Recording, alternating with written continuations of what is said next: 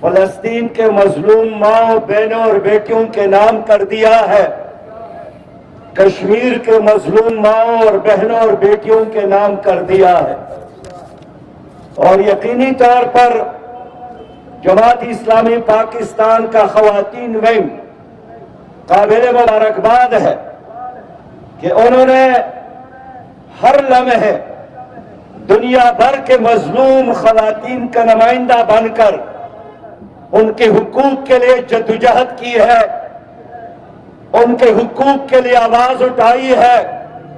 جماعت اسلامی کی یہ بہنیں جب قومی اسمبلی اور صوبائی اسمبلیوں میں بھی ہوتی ہیں تو وہاں بھی ان کی کارکردگی سب سے بہتر۔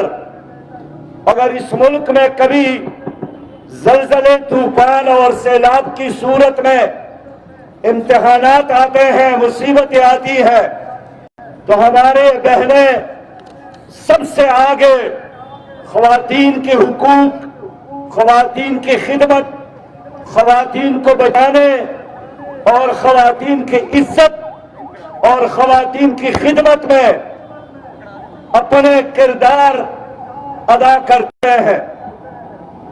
آج 8 مارچ ہے اور 1960 میں امریکہ میں خواتین پر ظلم ہوا، اور اس کے بعد 1908 میں یہ فیصلہ ہوا کہ خواتین کے حقوق کے لیے ساری دنیا میں ہم یہ دن منائیں گے، اور پھر فرانس میں، جاپان میں اور روس میں اور ساری دنیا میں خواتین نے عالمی سطح پر اس دن کو منانے کا فیصلہ کیا ہے۔ صحیح بات یہ ہے کہ آج بھی دنیا میں عورت مظلوم ہے، مغرب میں بھی مظلوم ہے اور مشرق میں بھی مظلوم ہے۔ آج بھی دنیا میں جنگوں کی وجہ سے جو تباہی اور بربادی ہوتی ہے اس میں سب سے زیادہ خواتین متاثر ہوتے ہیں۔ کروڑوں کی تعداد میں جنگ عظیم اول میں بھی اور جنگ عظیم دوم میں سب سے زیادہ خواتین متاثر ہو گئے تھے، اور آج بھی امریکہ نے افغانستان پر حملہ کیا تو خواتین متاثر ہو، امریکہ نے شام پر، عراق پر حملہ کیا تو خواتین متاثر، اور آج اگر اسرائیل نے غزہ پر حملہ کیا تو سب سے زیادہ وہاں کے خواتین متاثر۔ انڈیا نے کشمیر پر قبضہ کیا تو سب سے زیادہ وہاں کے خواتین متاثر۔ سچی بات یہ ہے کہ مرد جہاں فیصلے کرتے ہیں جنگوں کے، حملوں کے، اس سے سب سے زیادہ اگر کوئی فریق متاثر ہوتا ہے تو وہ عورت ہے۔ لیکن میں آج درود اور سلام بھیجتا ہوں اس عظیم ہستی پر کہ جنہوں نے ہمیشہ کے لیے عورت کو ایک بلند اور بالا مقام عطا کیا ہے۔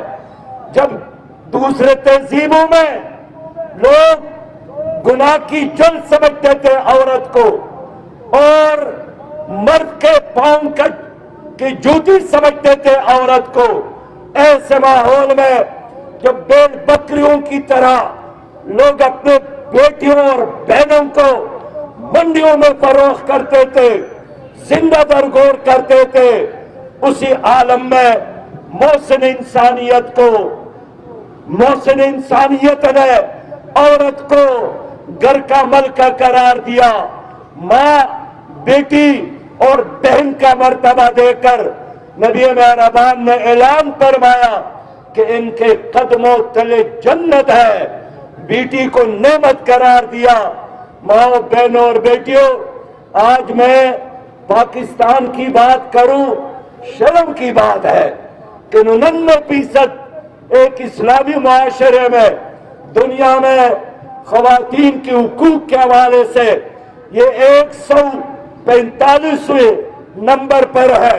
یہاں خواتین تعلیم سے محروم ہے، یہاں خواتین وراثت میں اپنے حق سے محروم ہے، یہاں خواتین پر کارخانوں میں بٹوں کے جگہوں پر ظلم ہو رہا ہے۔ گزشتہ قلیل عرصے میں خود ان کو دیکھنے گیا تھا کہ کس طرح ظلم ہوا۔ یہاں رضیہ بچی پر جو 11 سال کی تھی اور ایک جج کے گھر میں اس پر ظلم ہوا۔ میں رانی پور سندھ گیا، فاطمہ بچی پر ظلم بھی ہوا اور رات کے اندھیروں میں اس کو دفنایا گیا۔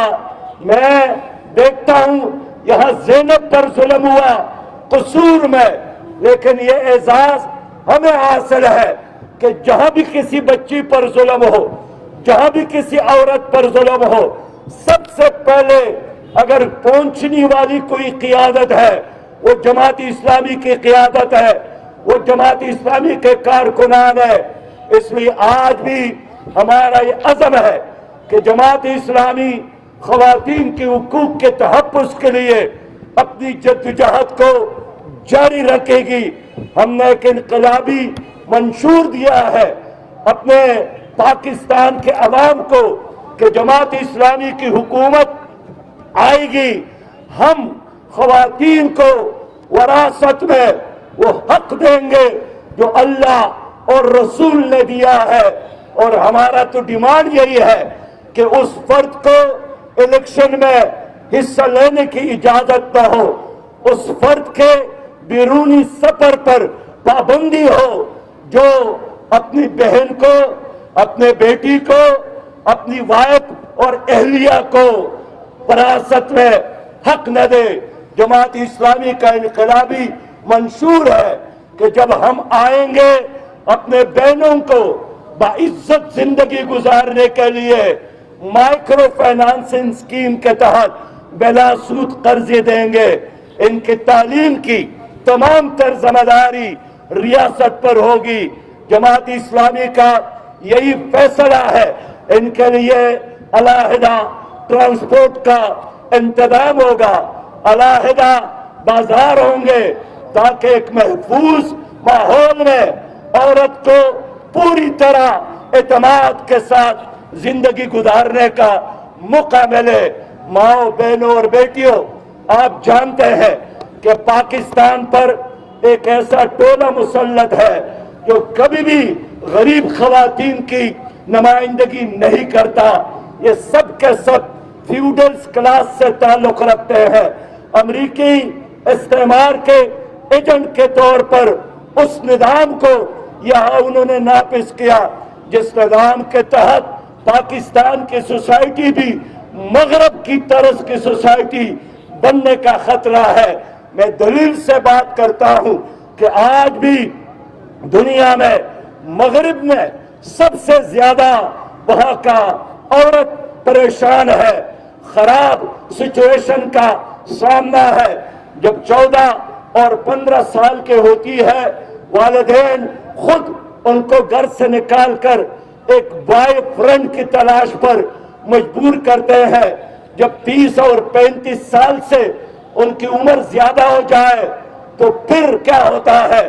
پھر بلی اور کتے پالنے پر مجبور ہوتی ہے، اور جب بڑھاپا آتا ہے تو اپنی اس کو اٹھا کر اولڈ پیپلز ہوم میں پھر اس کو داخل کرتے ہیں۔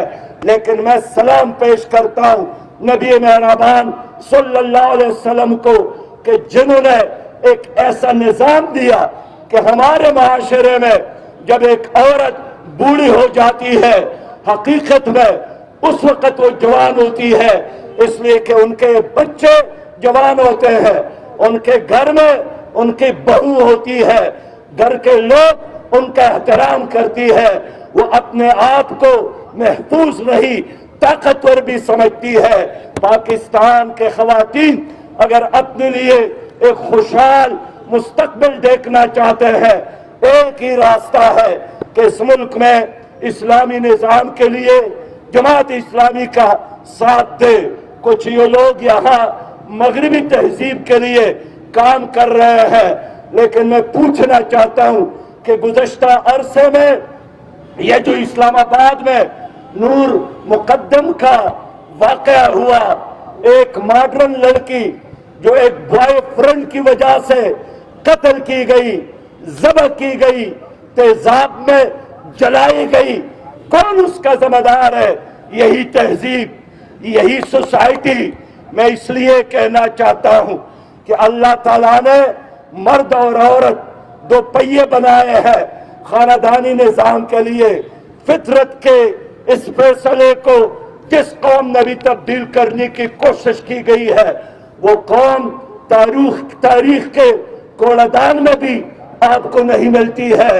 ہم نے آج عزم کرنا ہے کہ پاکستان کے عورت کی حقوق کے لیے، پاکستانی بچوں کے اعلیٰ تعلیم کے لیے، پاکستانی عورت کے لیے ایک بہترین روٹی، کپڑا اور مکان کے انتظام کے لیے اس ملک میں اسلامی انقلاب برپا کرنا ہے۔ میں خراج تحسین پیش کرتا ہوں اپنے بہنوں کو جو ڈاکٹر حمیرہ طارق صاحبہ کی قیادت میں کام کر رہی ہے۔ آپ لوگوں نے اس ملک میں ایک ویلفیئر اسلامی پاکستان کے لیے کام کرنا ہے۔ آپ سے میں امید رکھتا ہوں آپ نے غزہ کے ماؤں بہنوں اور بیٹیوں کا پیغام پاکستان کے ہر عورت تک پہنچانا ہے۔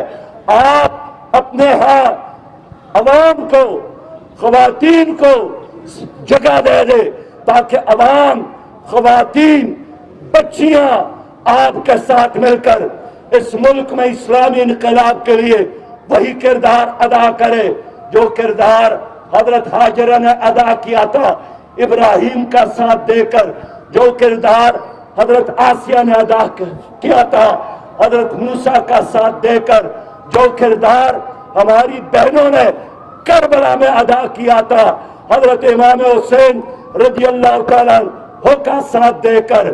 آج اسی امید کے ساتھ میں اپنی گفتگو ختم کروں گا کہ ہم نے انشاءاللہ تعالی غزہ کی ماؤں، بہنوں اور بیٹیوں کو بچانے کے لیے، وہاں کے مسلمانوں کو اس ظلم اور جبر سے بچانے کے لیے اپنے جدوجہد کو جاری رکھنا ہے۔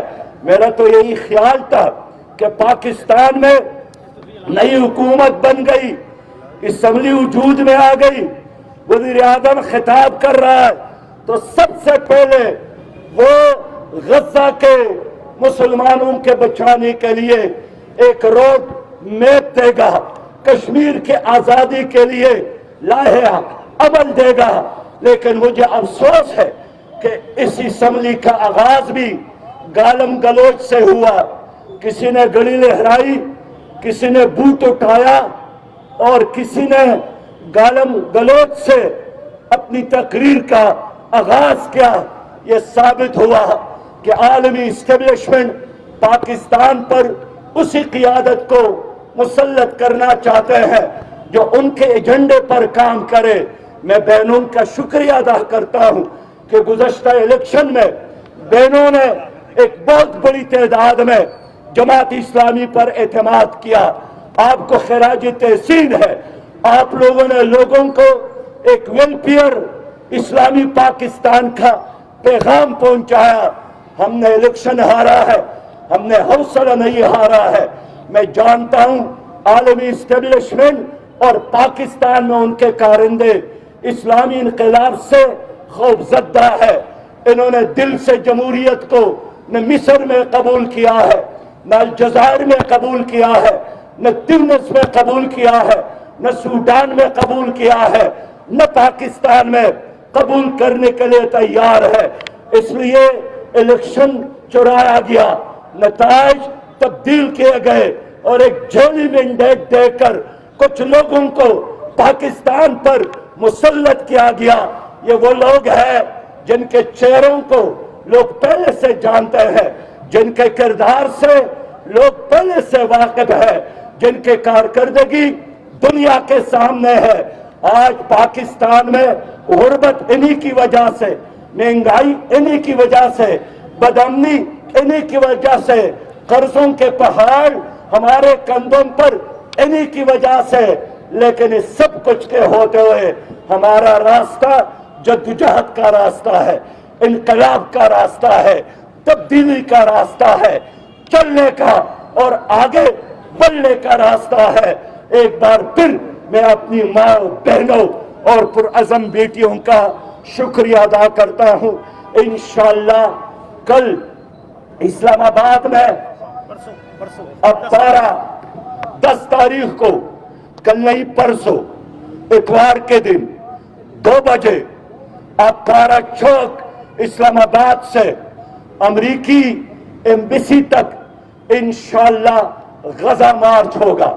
اس میں مرد بھی شریک ہوں گے، مائیں بہنیں اور بیٹیاں بھی، جوان بھی شریک ہوں گے. ہم غزہ کے لوگوں کے ساتھ کھڑے ہیں. ہم جانتے ہیں ہم نے ان کا ساتھ دے کر اپنی اس ملک کے الیکشن میں ایک قیمت ادا کی ہے، لیکن ہم پیچھے ہٹنے والے نہیں ہیں. جو کچھ ہونا تھا وہ تو ہو گیا. اب ہم نے آگے بڑھنا ہے اور ظالم سماج کو بدلنا ہے. ظالموں کے ہاتھ میں، ان کے گریبان میں ہاتھ ڈالنا ہے، مقابلہ کرنا ہے.